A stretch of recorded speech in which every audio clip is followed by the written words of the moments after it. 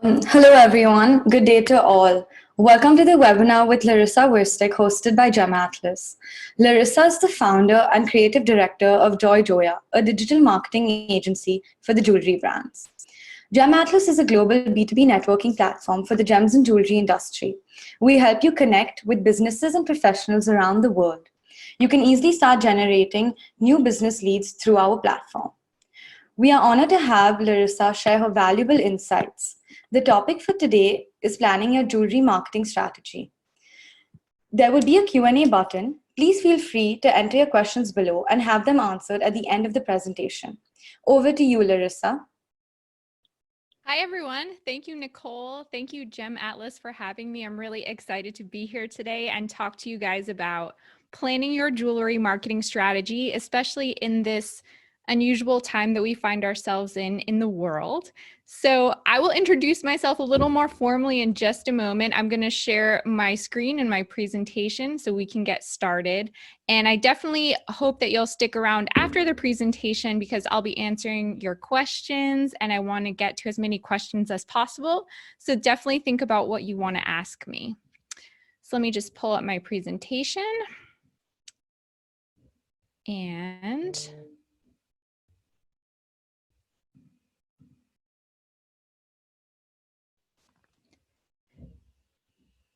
great. So as I mentioned, the presentation is planning your jewelry marketing strategy. You're probably wondering, who am I? Well, as Nicole said, my name is Larissa, and I'm the founder and creative director of Joya, which is a digital marketing agency based in Los Angeles, California, and we work specifically with jewelry brands. So we offer a comprehensive range of marketing services, including branding, content, email marketing, events, social media, and more. In addition, I'm also the host of the Joya Jewellery Marketing Podcast, which you can find on YouTube or your favorite podcast provider. And you can also catch me on my YouTube channel doing videos. I offer a wealth of free resources, including ebooks, case studies, and more on the Joya website at joyjoya.com. So I know that the members of the audience today kind of come from different facets of the jewelry industry. Some are in retail, some are in wholesale, some are in manufacturing and more. And marketing can definitely be tailored to each of those different segments. I'm going to try to keep this presentation pretty general because I want to make sure I'm appealing to all of you, but feel free to ask specific questions at the end. I want everyone here, my goal is to help you understand the value of marketing by the end of this presentation, no matter what your role in the industry, since a solid marketing strategy, as I said, can always be tailored to your specific needs. So first, before we can talk about planning a marketing strategy, we really need to think about what we can expect from consumer behavior after the COVID-19 pandemic subsides. So there is some data on the subject. So first, as you'll see in this slide, new research from Bain & Company says that post-COVID-19, we'll be seeing a drop in consumer confidence and a decreased willingness to spend. And in addition, data from McKinsey shows that online growth definitely does exist, and the apparel, fashion, and luxury industries will experience a global restart. So as a jewelry brand, you won't be able to shake consumer doubts, but you will be able to communicate with your audience in an understanding and empathetic way. Just continue to focus your efforts on building meaningful relationships with customers and earning their trust over time through consistency, reliability, and responsiveness. So how exactly are consumer shopping habits going to change after the COVID-19 pandemic? They're going to change in 4 major ways. First, I definitely think that consumers will start supporting local businesses. So they'll choose businesses in their communities rather than looking at a more global business. 2, their confidence in e-commerce will definitely increase. So consumers of all ages will fully embrace the convenience and ease of online shopping. 3, they're going to care more about meaningful luxury. And finally, direct-to-consumer brands will have their chance to impress customers. So let's talk more about the fact that consumers will be supporting local businesses. I really love this quote from Multichannel Merchant that says, in many places, keeping dollars in the local community and supporting small businesses post-pandemic will become more important than ever. Consumers at this time, I think everyone is seeing the effects of how coronavirus is affecting local businesses in their community. They're seeing how businesses aren't able to open. And because it's affecting them firsthand, they want to really support those businesses. So they're putting dollars toward local businesses in their community. So how can you apply this to your jewelry business? Well, if you're a jewelry business owner that already has ties to your local community, then you'll just want to do your best to enhance those ties.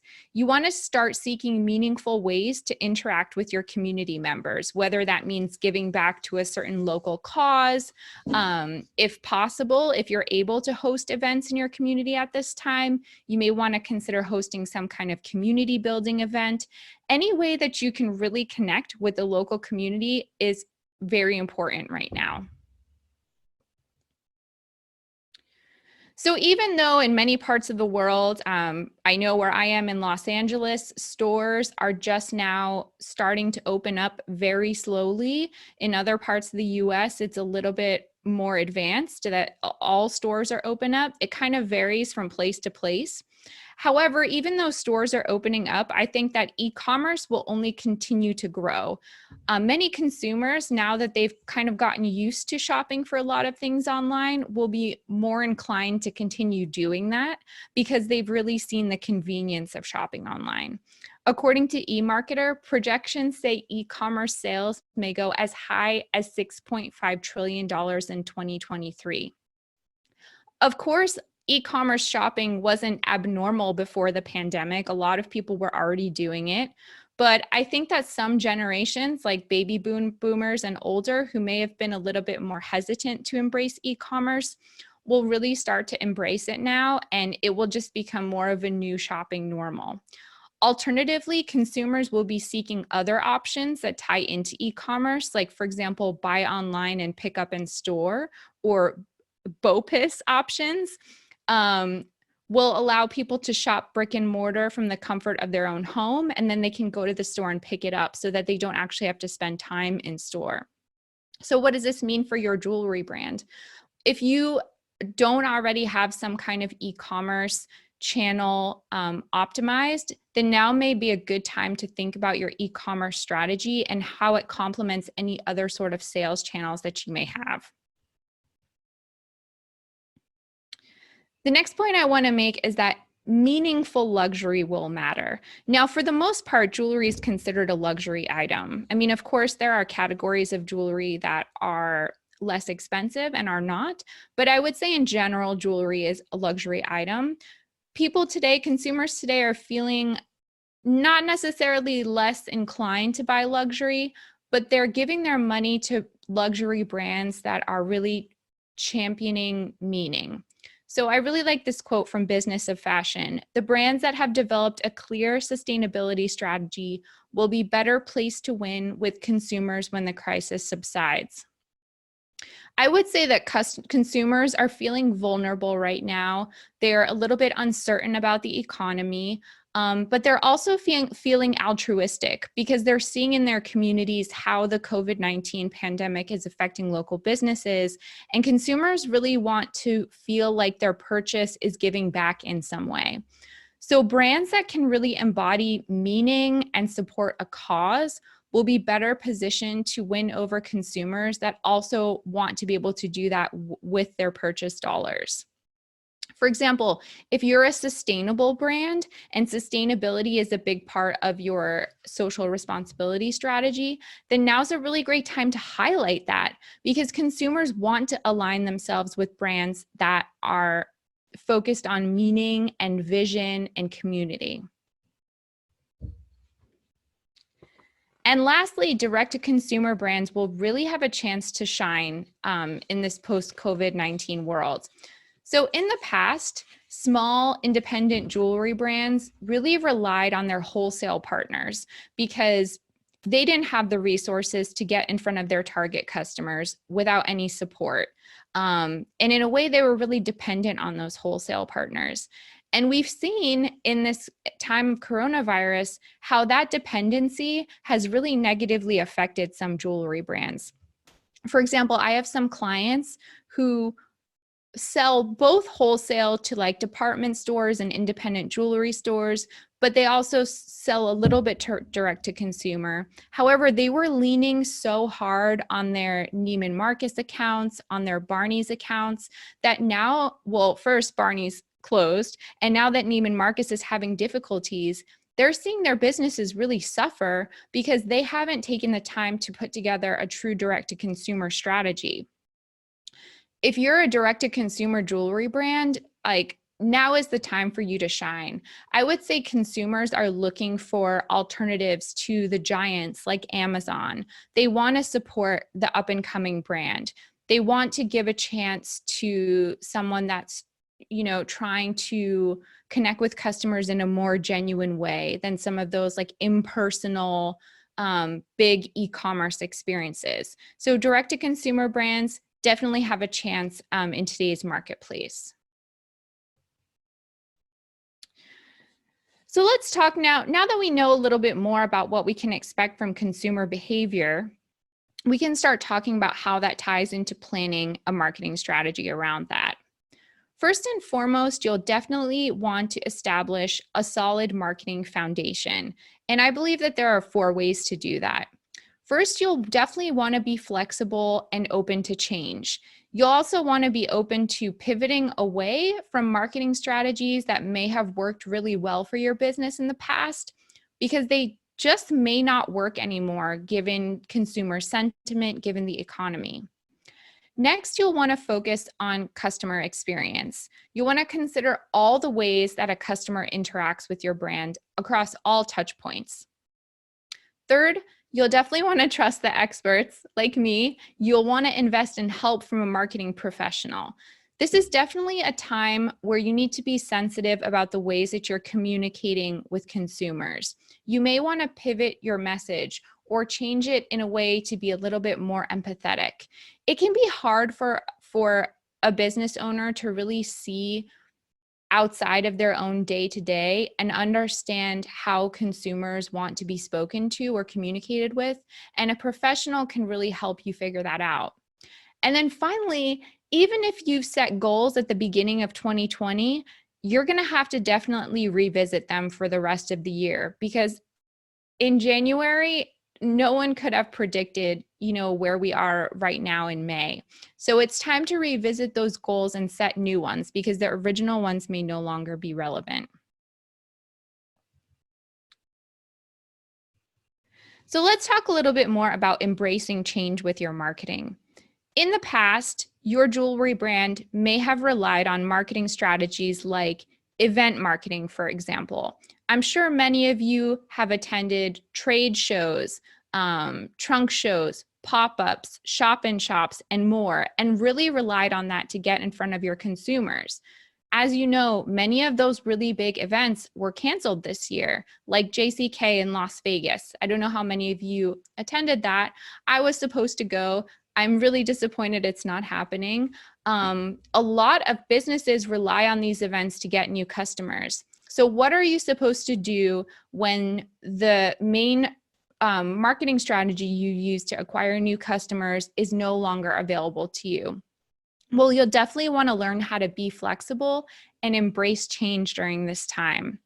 Instead, you don't want to just forget about those marketing dollars that you were going to invest in that trade show. Figure out how to reallocate those dollars into a strategy that does feel more appropriate for the times. And we'll talk about some of those in just a little bit.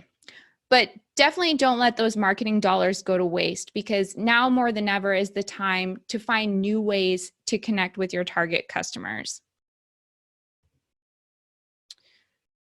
You'll definitely want to make customer experience a top priority, and you can support customer experience through your marketing. When customer experience is the center of all your efforts, you're thinking about all the ways a customer is interacting with your brand. That means from social media and your website, through the shipping and packaging experience, and even any subsequent customer service follow-up.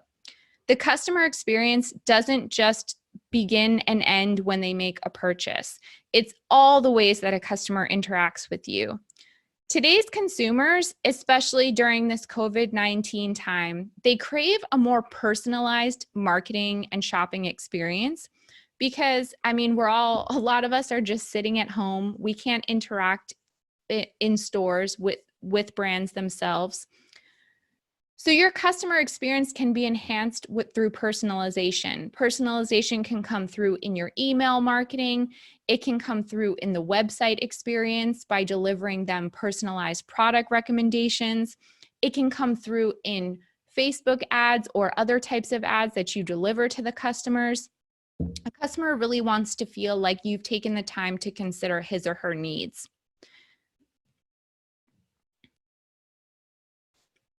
And as I mentioned before, you'll definitely want to think about consulting a marketing expert.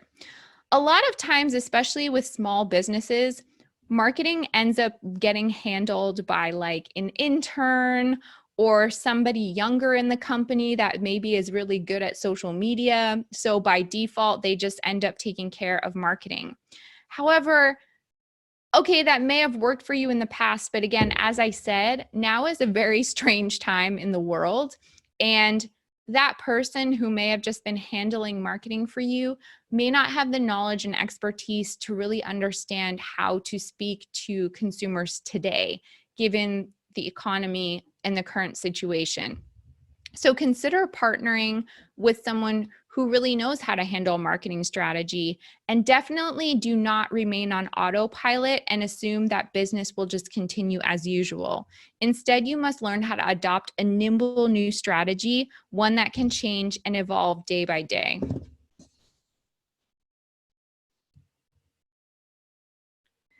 And as I mentioned, you'll definitely want to revisit those goals that you set at the beginning of the year. Usually when I talk to my clients, I don't just recommend setting goals, I recommend setting SMART marketing goals.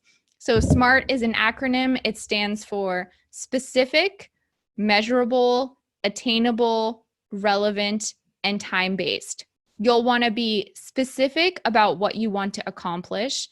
You'll want to determine how to measure and assess your progress. You'll want to keep your goal attainable. You'll want to make the goal obviously relevant to your overall business vision. And you also want to set a time frame on that goal so you know exactly when you need to achieve it by. Here's an example of a SMART jewelry marketing goal. I think it helps to kind of hear one. So within the next 6 months, there's your time, we'd like to grow our email marketing list by 25% in order to maintain relationships with new customers and inform them of upcoming promotions. So it's super specific. I know exactly what I'm trying to achieve, and I can put systems and processes in place in order to get from point A to point B. This probably sounds kind of basic, but you'd be surprised how many businesses are not doing this and then wondering why they're not achieving any sort of growth. Is because they don't have any sort of markers in place to track their progress. So it's really important. And I know it's May, it's kind of a weird time to do like yearly planning, but of course we're in some strange times. I definitely think you should revisit those goals. So before I move forward at this point, I actually put together a poll for you guys that the GemAtlas team is going to put up for you to participate in. And the question for this poll that I'm really curious to hear about is, which marketing initiative will you be most likely to implement in the next 3 to 6 months? And your choices are video marketing, content marketing, search engine optimization, and social media marketing. And if you're not even sure what those things are, I'm actually going to talk about 3 of them and give you a little bit more detail about what they entail.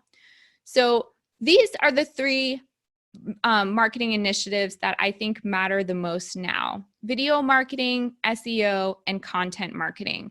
It's not that I don't believe that other types of marketing initiatives are important, but if you're looking to get the most impact from your efforts, then these are the three that you'll definitely want to focus on. And I will go into each one of these in depth.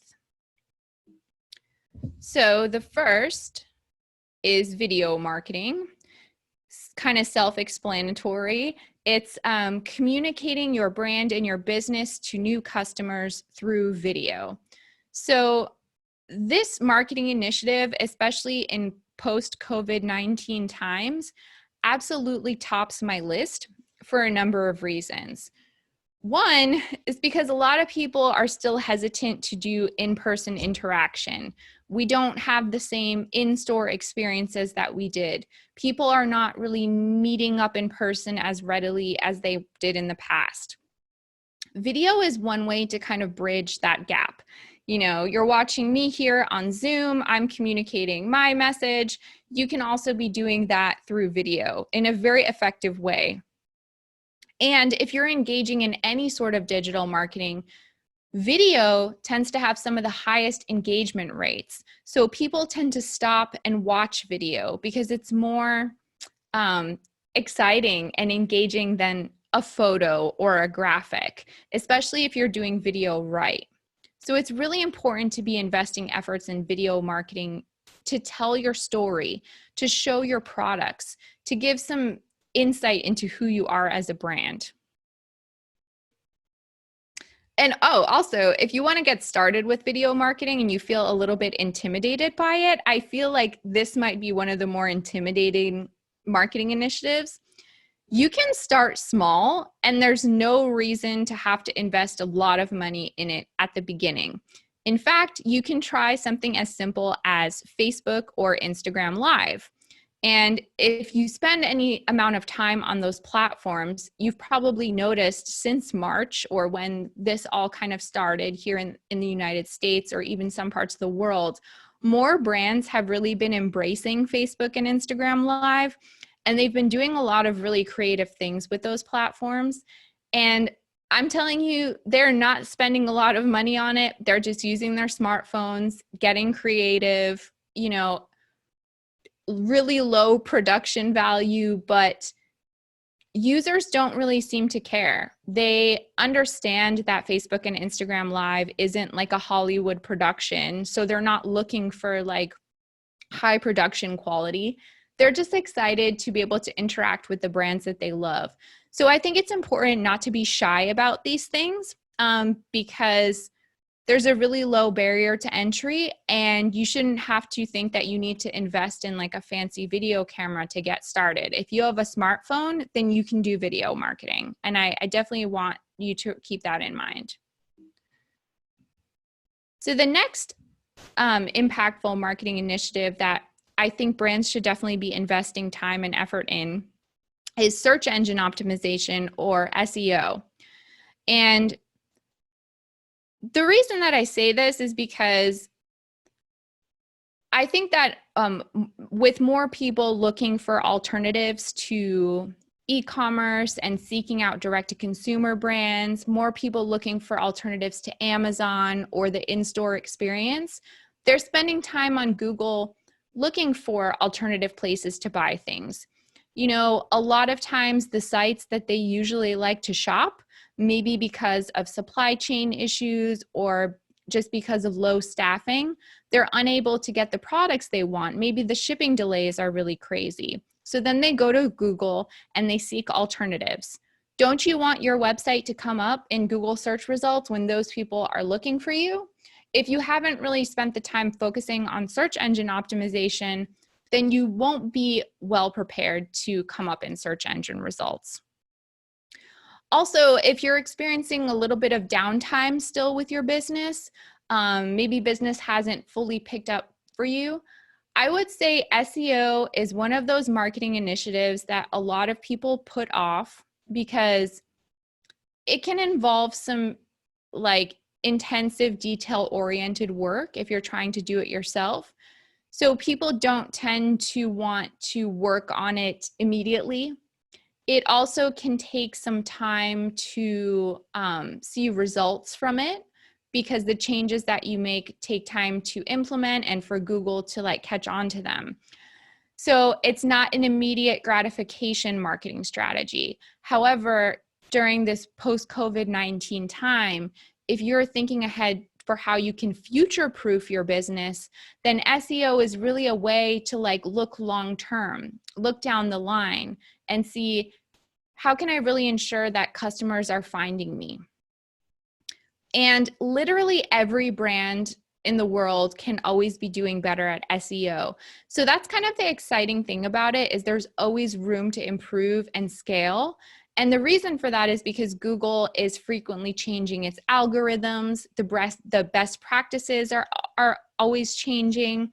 So then brands need to keep working at it and making changes in order to keep performing well. So it's kind of an exciting field.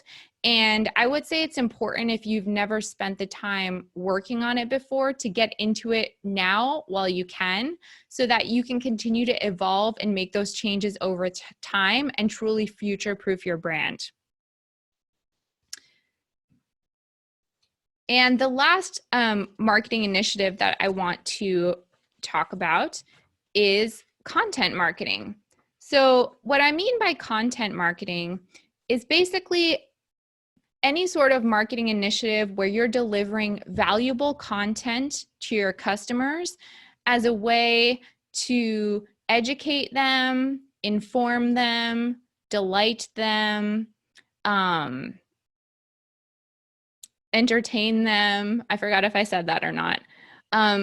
And usually it's free content that you share. So for example, you can do a podcast about your business, and each episode is a piece of content that you offer to customers as a value add. So you're helping build trust because you're exposing yourself to them in a new way. You're kind of creating like an open dialogue with your customers, so they can see you more as a real person, as a thought leader, as a trusted expert. Other forms of content marketing can include things like blog posts, ebooks, white papers, styling guides, video content. It's kind of endless. Like, if you can be creative about creating content, the possibilities are really limitless. And the other great thing that I like about content marketing is that it can easily be integrated with the first two initiatives I mentioned. So video marketing can be part of a content marketing strategy, and content marketing is typically very easy to optimize for search engines, especially if you're doing a lot of written content, because you can include keywords and things like blog posts or ebooks. And content marketing is actually also a really great way to attract new leads to your business and to capture contact information like email addresses from new leads. Webinar is a good piece of content marketing too. I just thought of that. So, putting on a webinar for your business. These are all really great ways to show your customers that you care about them more than just trying to get a sale. It shows that you are interested in building a long-term relationship with your customers, and that you're not stingy with your expertise, with your passion, with your knowledge. You feel comfortable freely sharing it. And that's very attractive to people, and it will draw them to you. And again, as I mentioned, build trust in a long-term relationship over time. So now that we know the marketing initiatives that we should be focusing on, I want to talk about tying them all together with omnichannel, which is kind of a buzzword that's been used a lot in marketing lately, but I firmly believe that it's one of the best ways to future-proof your brand. If you haven't yet embraced omnichannel, then I would say now is the best time to stop ignoring it and start embracing it. So what I mean by omnichannel is this. So a jewelry brand or a jewelry business typically sells to consumers, to their end consumers through different channels. They might have an e-commerce channel where they sell direct to consumer, or maybe they sell to their wholesale partners through their e-commerce channel. They may have their own brick and mortar store where they're selling to customers. They may partner with a retail partner who is selling on their behalf in their brick and mortar stores. They may be selling through Instagram. They may be selling through like a Facebook shop, or maybe even on eBay. So there are all these channels that we can use to sell our products to customers. When a jewelry brand is using all these at once, it's called multi-channel. It just means that they have multiple channels that they're using. Now, how is omni-channel different? Omni-channel kind of takes all that to the next level and truly unites all these efforts. So I mentioned earlier in this presentation that in this post-COVID-19 time, you really want to focus on prioritizing the customer experience. Omnichannel definitely does that because it ensures that the customer is getting the same exact experience, whether they're shopping on your website, whether they're trying to shop your Instagram feed, whether they're shopping in your store. So it's a completely integrated experience. And I have one example here that I want to share with you to kind of help like illustrate this concept, because I think it's a little bit hard to grasp. It's kind of abstract. So I recently read an article about Kay Jewelers. You may have heard of it. It's one of, if not one of the biggest jewelry retailers in the US, UK, and Canada. They're boosting their omni-channel shopping experience by allowing customers to virtually try on products in their store via the Snapchat social media app. So of course, if a customer is in a store, they can try on a product. Okay, that makes sense. That's like the old school way of doing things. However, now to add like a layer of fun and to enhance the customer experience, the customer can take out her smartphone, open the Snapchat app, she like scans some kind of code, and then she has options to take a picture of herself and then virtually try on the jewelry on herself. Okay, so that seems cool and fun, but then what's the extra layer of that? Well, she can share with her friends so they can give her feedback even though they're not in the store with her, because of course a woman wants to know what her friends think about the jewelry she's wearing before she buys it. And she can also save it for later so that if she doesn't decide to make the purchase in store, she can go home later and sleep on it and the next day think, you know what, I really, really liked that necklace I saw in Kay. I should have bought it. You know, my friend messaged me on Snapchat and told me how great I looked. I really regret not buying it, but I just don't feel like going back to the store today. I'm too busy. Well, the good news is it's been saved. She knows exactly what product it was because she had this special app. She can go on the Kay website and order the same exact product and feel really confident and comfortable about it because not only did she try it on in store, but now she can see it again to refresh her memory on her app. So basically, the omni-channel experience is about meeting customers where they are instead of trying to force the way that you want them to buy on them. And it's a really innovative way of thinking about selling. It's definitely not easy to achieve because you have to get a little bit creative about how you can express your brand, express the essence of your brand, express the essence of that shopping experience in multiple ways across multiple platforms. But it's not impossible, and it's actually very scalable. And this is not only something that big brands are able to do. I would say small businesses can also offer a similar experience.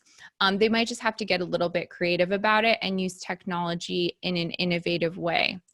So the COVID-19 crisis, I would say, has made it clear that omnichannel can no longer be seen as like a nice to have strategy. I would say it's an essential strategy that will future-proof your brand. And I strongly believe that the brands who don't embrace omnichannel, if not this year or the next few years, they will no longer be able to stay in business because consumers, want this convenience. And they not only want the convenience, but they really want to feel that connected to a brand across all channels. They don't want to feel like they're shopping in silos. They want the customer experience to follow them. They want purchasing to be like an adventure and a journey. And one that's easy for them to execute because they have so many options now in the marketplace that it's easy for them to just say no to one thing that is not giving them that experience that they want and say yes to that brand that has embraced omnichannel. I like to think of it as one seamless superstore so that a customer can easily click purchase and get what she wants no matter where she's finding you and get that same customer experience on any other channel. So that concludes my presentation. I definitely want you guys to ask your questions in the Q&A, but before we get to that, I just want to tell you, if you really liked this presentation, where you can find me. So again, if you weren't at the beginning of the presentation, my name is Larissa and I run a digital marketing agency specifically for jewelry brands named JoyJoya. And you can learn more about us at joyjoya.com. You can also listen to the JoyJoya Jewellery Marketing Podcast. We're up to like 80 episodes right now. There's so much great content on there, including interviews with a lot of industry thought leaders and innovators. I really encourage you to subscribe. And you can also find me on Instagram at JoyJoya Marketing. And of course, I love hearing from people. You can always reach out to me, Larissa at joyjoya.com. So let me end this show and then I will take as many questions as I can. So let me look in the Q&A box. Okay. Let's see, just give me one moment to kind of gather my thoughts here.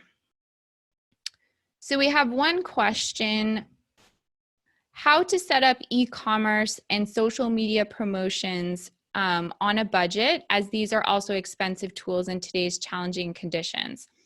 I definitely agree. I would say e-commerce doesn't necessarily have to be expensive to set up. I'm sure you're familiar with Shopify, which is a really great e-commerce platform. And their plans are pretty affordable. I want to say they start at $20 per month. If you want to set up an e-commerce store, really effectively, you definitely need to partner with a team that can help you build out, a user-friendly e-commerce experience and work with a marketing professional who could kind of give you the branding and marketing background for that.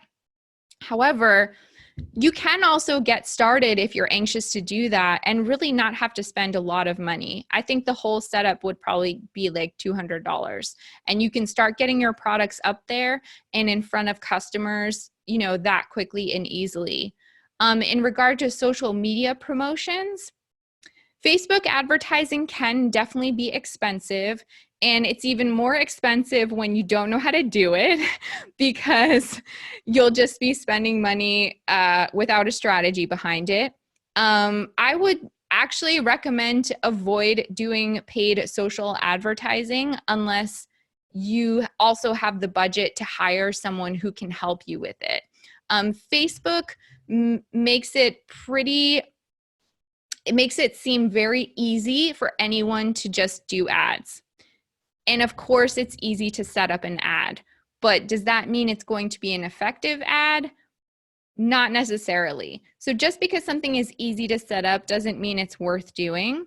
I would actually hold off on paid social media advertising and really focus on building customer relationships through your organic presence.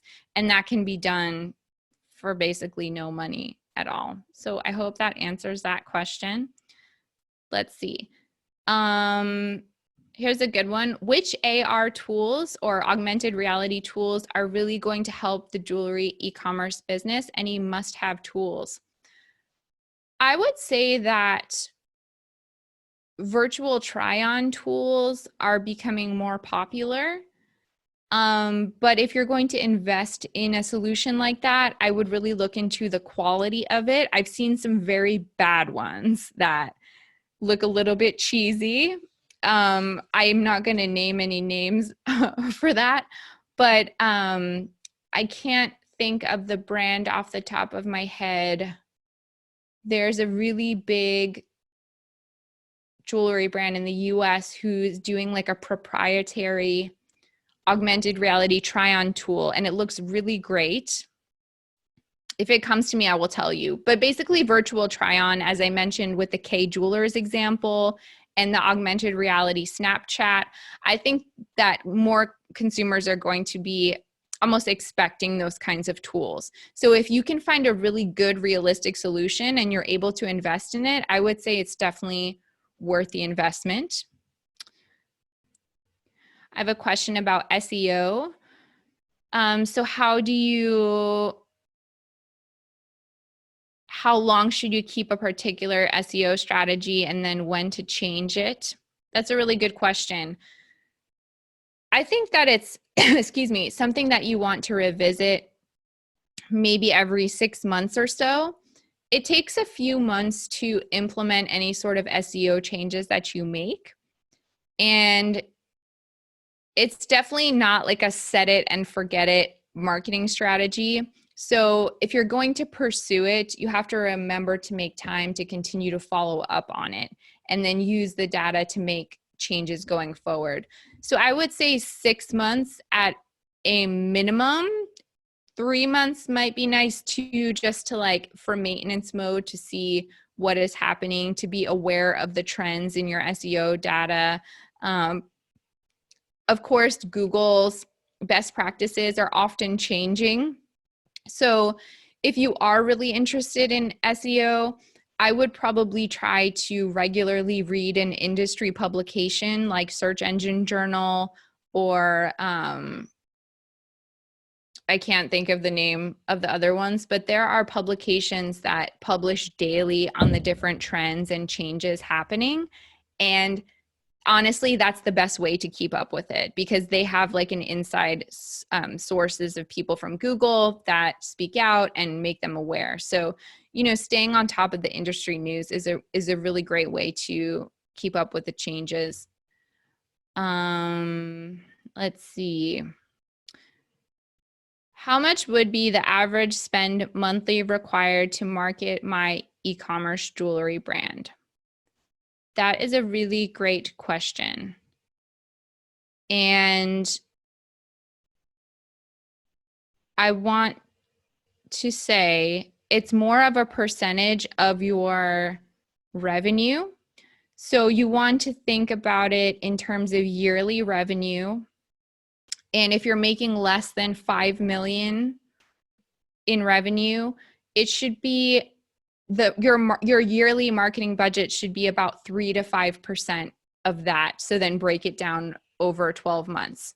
That's kind of the guideline, but it's not like a set in stone rule because some newer brands that are completely new to market may want to be spending more in order to get in front of customers more rapidly. Whereas some established brands can get away with spending a little bit less because they already have the reputation. But in general, I would say the yearly budget should be 3 to 5% of your revenue, and then you can allocate that by month. So let's see. We have a question about analyzing our online marketing activity. Excellent question. Data is super important in marketing. Marketing is all about testing and looking at the data and then adapting and trying new things. So what are some ways you can analyze your online marketing activity? Well, some essential tools that you definitely want to have are Google Analytics for sure. That's kind of like your home-based dashboard for everything, especially if you are e-commerce. Google Analytics is like your central data portal, basically. And then in terms of the other stuff, it really depends what you're doing. If you're focused on social media marketing, then you'll want to look at the native insights in Instagram and Facebook. Both of those platforms have pretty good insights where you can look at data. There are also some paid social media analytics tools like Iconosquare, like Hootsuite, and Sprout Social. I'm sorry, they have very weird names. But those are ways to kind of supplement some of the other data. I would say though, Google Analytics is definitely like your greatest source because you can set up reports and custom campaigns in there to also see how your social media efforts are performing, to see where you're getting traffic, to monitor e-commerce behavior, like for example, add to carts or abandoned carts and things like that. I mean, Google Analytics is a very powerful tool. So if you're not currently using it, I would say after this webinar, go put it on your website. Let's see, what else can I answer? Here's an interesting one. For jewelry sales, is Instagram better or Facebook or any other medium? And what would be the order of social media preferences to you for sales of jewelry? So unfortunately, there's no one answer for this because the answer depends on a lot of things. It depends on your demographic of your customers, on your price points. It depends on basically just those two things. So what I can tell you is Instagram tends to be a younger demographic, more people in their 20s generally, though that's also not always true depending on industry and whatever. And Facebook tends to be a little bit older. But again, I'm speaking in generalities.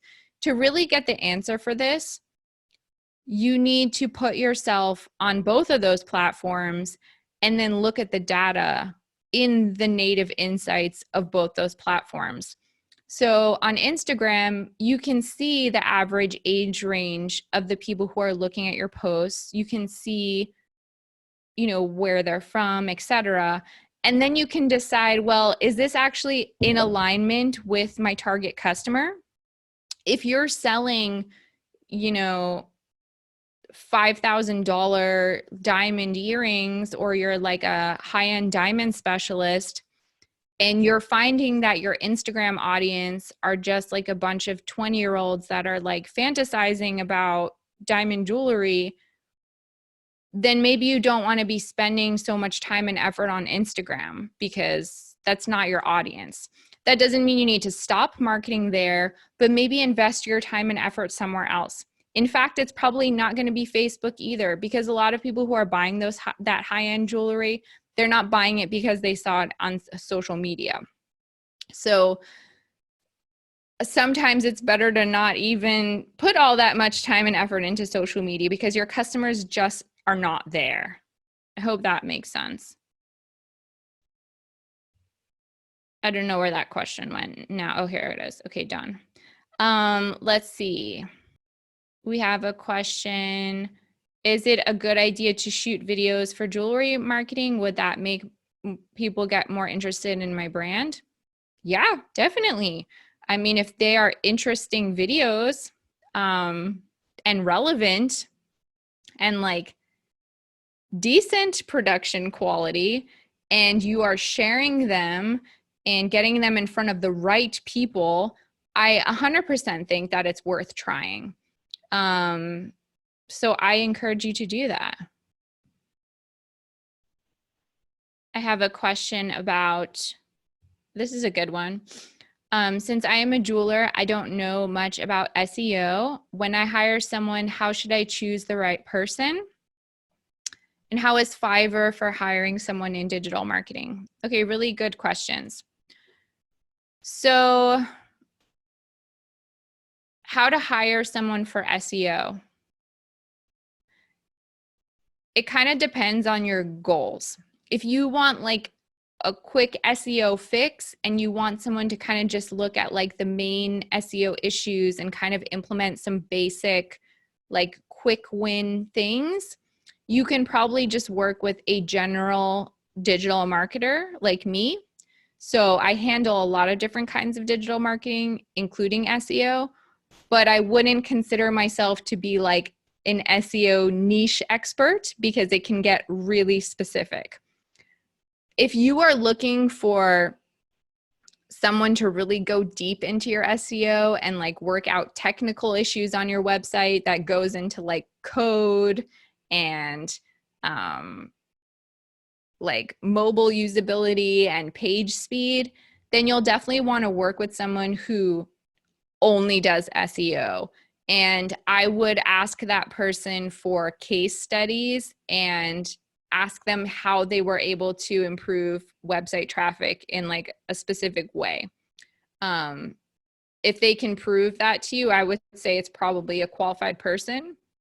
And then the second part, how is Fiverr for hiring someone in digital marketing? I've had some really great experiences on Fiverr, but I typically use Fiverr when I have a very specific task. So most people on Fiverr are very task oriented and they're not big picture strategy people. So like someone like me, I can look at the whole picture of your brand and come up with a strategy and a plan and then figure out how all those parts work together.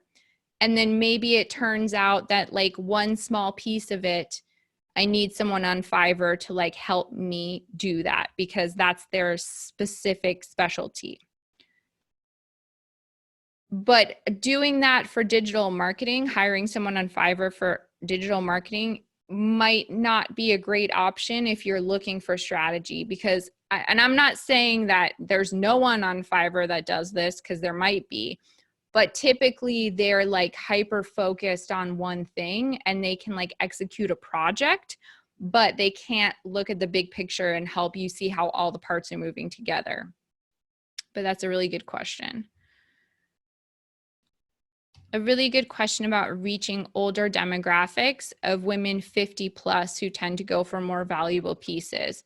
I agree they don't tend to spend a lot of time on Facebook or Instagram, but that doesn't mean they're not on Instagram. I work with some clients who are marketing to customers like this, and you would be surprised. They actually get customers inquiring through like Instagram, a direct message. And these are like women in their 50s and 60s. So they're definitely out there. And I think it's valuable to have a presence on those platforms. Another really great way to connect with that demographic, though it may not be possible right now, depending on where you are in the world, is event marketing. So like pop-ups, trunk shows, any sort of in-person events where you can create an in-person experience with them, especially for selling higher priced items. It's a lot more sometimes about the relationship that you have with the customer, and that needs to be built over time. So that may not be possible right now because of the COVID-19 pandemic, but in the future, I would say event marketing is a really valuable way to connect with those customers. However, in the meantime, as I said, I would not discount social media. I think it's still important to have a presence there. Here's a question from Sunny. I see a lot of people buy followers and likes on Instagram. Does it really help a brand grow organically? Does it help the brand promotion and brand presence and maybe help in generating sales? And do you recommend frequently using hashtags? Ooh, it's a lot there. Okay, let me try to break it down. Buying followers and likes on Instagram. I'm not a fan of that.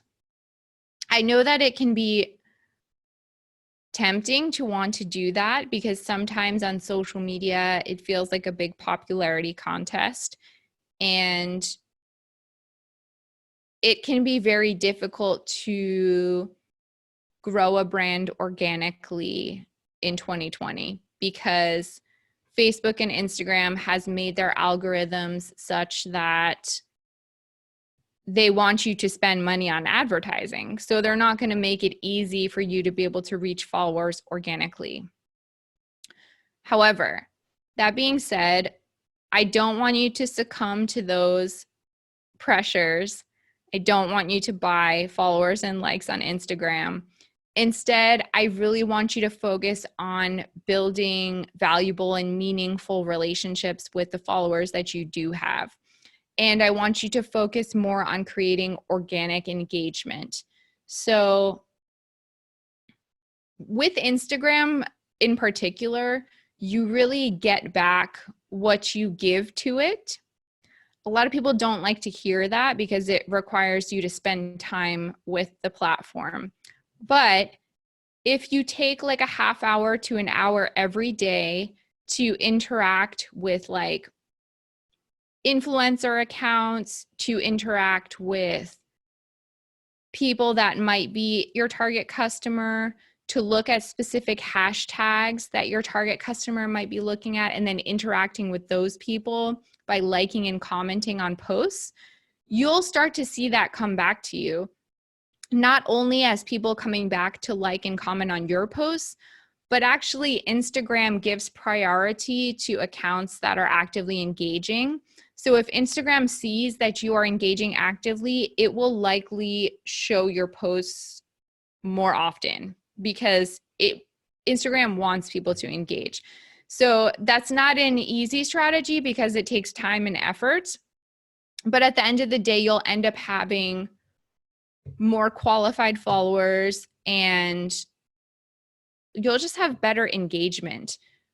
I find it looks really silly when somebody has like 25,000 Instagram followers, but their posts are only getting like 20 likes. Something is wrong there. And for the savvy like digital shopper, they notice that, and they notice when comments look fake. Like there's a true difference between a genuine comment and just a fake looking comment like cool or nice or like pretty. It starts to look very obvious, and it can only ruin the reputation of your brand. Like there's no good that can come out of that. So don't do it. And then you also asked about hashtags. Yes, hashtags are very important. I like to tell my clients to use them as much as possible. You're allowed up to 30 hashtags in a post. And I usually recommend people max that out. You don't have to put it in the caption. You can put it in a comment so that it's kind of hidden and it's not like overwhelming your caption. But I mean, if you can use 30 hashtags, why not? I mean, it's just another way to get people to discover you. So I think if you're using the right hashtags, you're using them strategically, max them out. Don't use the same ones all the time because Instagram starts to think that that's spammy and they might flag you for that. Keep it fresh. And I think that you'll get some results out of that, especially if you're doing what I just mentioned and actively engaging on the platform. Let's see. We have a question about delivering on customer experience, given that there will be a lot of precautions to be taken on account of safety, like wearing masks, gloves, and sanitization issues with jewelry.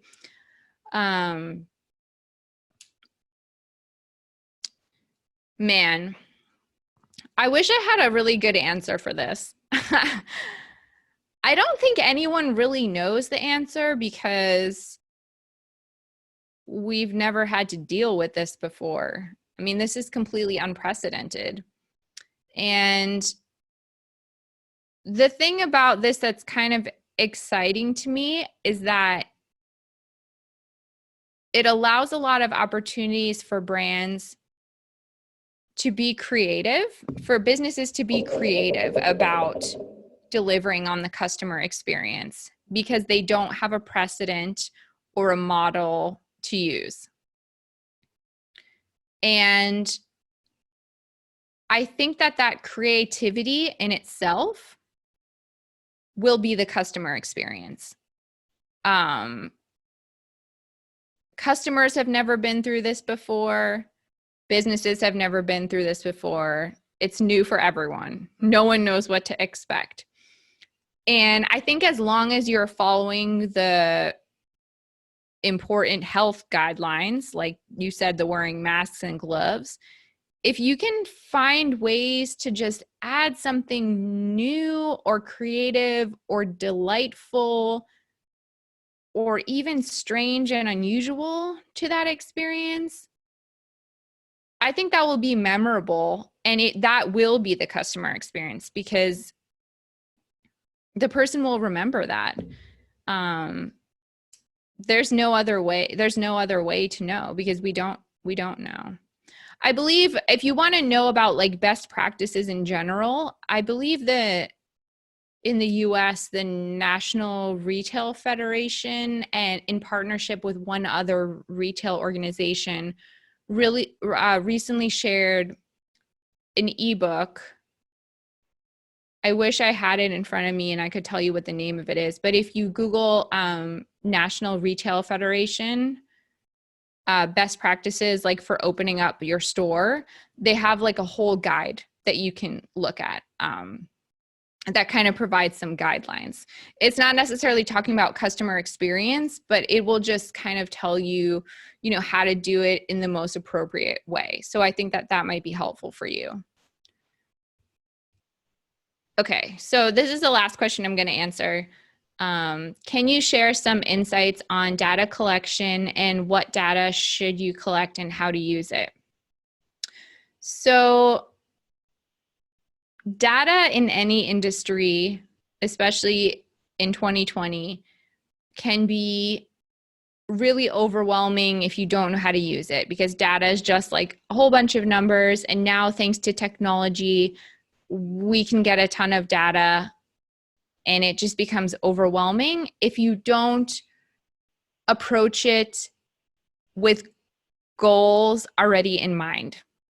So typically in marketing, when you create a strategy and you start with a marketing strategy, you want to choose what are called key performance indicators or KPIs.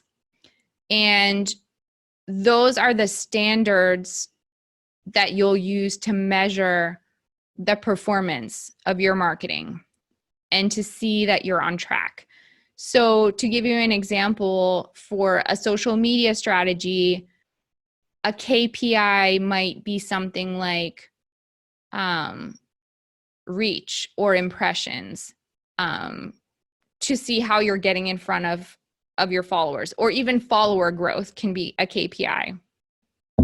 Those KPIs will change based on what your goals are. So like if you're on Instagram and you want to increase awareness of your brand, then maybe the KPI that you want to track is reach, because you want to make sure that you're getting in front of as many people as possible. So what does this all have to do with data collection? Well, once you know your goal, once you know the process you're going to use to achieve your goal, once you know your key performance indicators or KPIs, then you can decide which data is going to help me understand all these things and make sure that I'm staying on track. And then once you know your data, you can figure out where to get it and how to best examine it. As I mentioned before, Google Analytics, it's kind of like the king of data for marketing strategy. But you can also use different social media analytics tools. You can use like SEO tools. There are a ton of paid tools available out there, and I won't say that any one is better than the other. They're just all different based on the goals that you have. So before you can make any sense of data, you really need to know your goals, and you need to be smart about the goals, as I mentioned before. So you need to have a clear timeline in place. You need to know how often you're going to be looking at that data. And again, that all ties into goals and purpose. So yeah, I hope that answers that question. And thank you so much, guys. I'm sorry I could not get to all the questions. There were so many, but I do encourage you to reach out to me personally if you want. I'm happy to speak to you over email. As I said, my email is my first name, LARYSSA @joyjoya.com. That's JOYJOYA.com. And I'm happy to speak to you there. And thank you so much to GemAtlas for having me today. This was a really great experience, and I hope that everyone got something from it. Thank you, Larissa, for sharing your valuable time and expertise.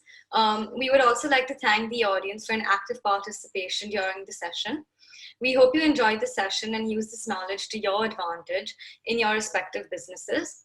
If you have any further questions, you can email it on info@gematlas.com, and we will forward the same to Larissa. Thank you and have a great day. Thank you. Thank you.